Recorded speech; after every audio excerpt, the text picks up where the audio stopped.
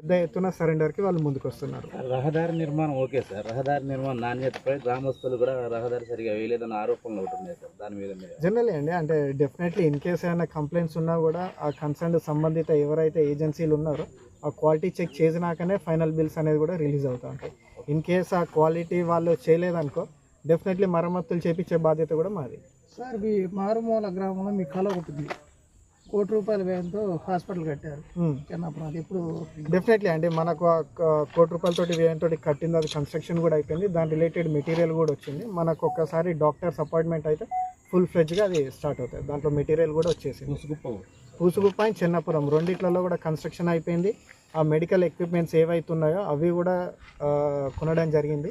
మన doctor appointment అయితే definitely అది as soon as possible start అవుతుంది. అంతేకాకుండా మనకు ఈ ఎల్డబ్ల్యూ వర్క్స్లో భాగంగా కూడా మనకు దుమ్ముగూడెంలో కూడా ఇండోర్ స్టేడియం ఏదైతుందో ఐ థింక్ ఇంకో 1 month కూడా పట్టదు, అది కూడా ఇనాగ్రేట్ అవుతుంది. అది ఆల్మోస్ట్ కూడా అది కూడా అవుతుంది వర్క్. ఇప్పుడైతే first Dummugudem indoor stadium definitely అండి. Okay right, thank you.